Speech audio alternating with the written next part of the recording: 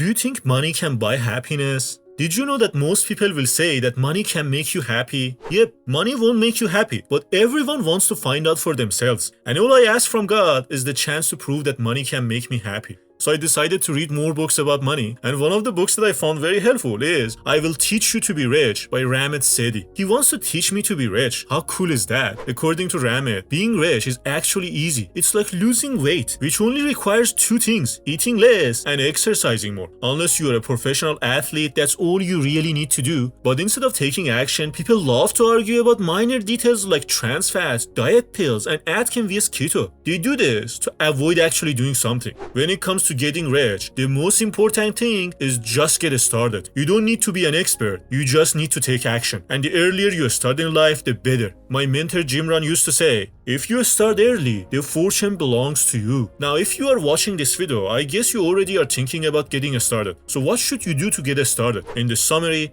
I'll share with you 3 key lessons on how we can get started. Key lesson number 1. Use your credit cards smartly. You know there are a lot of financial gurus out there that will tell you to get rid of all your credit cards and burn them all. Like Dave Ramsey is one of them. I heard him once say, credit cards are worthless because no millionaires built their wealth from them.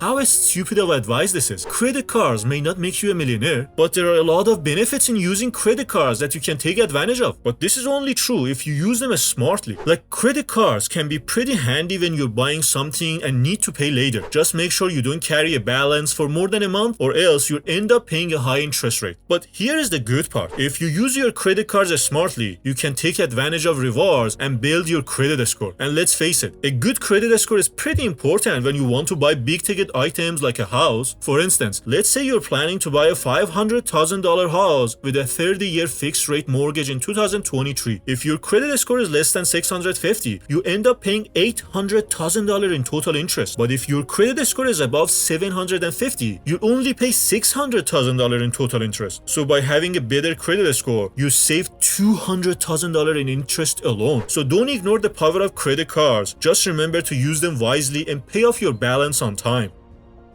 Key lesson number 2. Open an investment account and start investing. It's always good to have a saving account and set some money aside, but let's be real, saving accounts don't really offer much in terms of interest rates. And if you keep all your money in there, you're missing out on some serious growth potential. To really make your money work for you, you should invest. And for that, you need to open an investment account. There are so many types of investment accounts, but the most famous one is a 401k retirement account, which is a good place to start. To set this up, you simply need to authorize a portion of your paycheck to be automatically sent from your employer to your 401k. Then you can sit back and let your money grow. The money you put into your 401k is tax deductible and grows tax free. And if you're lucky, your employer might even throw in some matching contributions. The only downside is that you usually can't pick and choose where your money goes. That is why you should also consider opening a Roth IRA. While the money you put into it isn't tax deductible, it still grows tax free and you can take it out tax free in retirement. And the best part, you get to choose where you invest your money, which means you can put it into stocks that you actually like.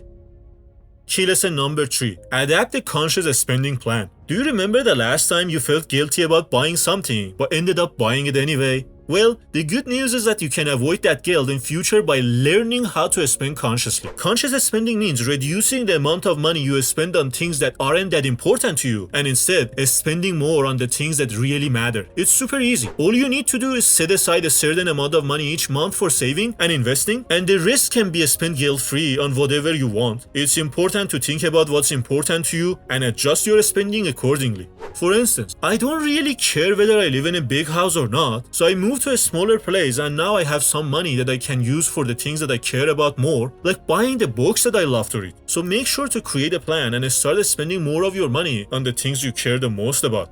So in summary, saving and investing money doesn't need to be complicated. You can take advantage of credit cards on your journey to wealth, open an investment account and let your money work for you, and start a conscious spending plan and direct your spending where you want it to go.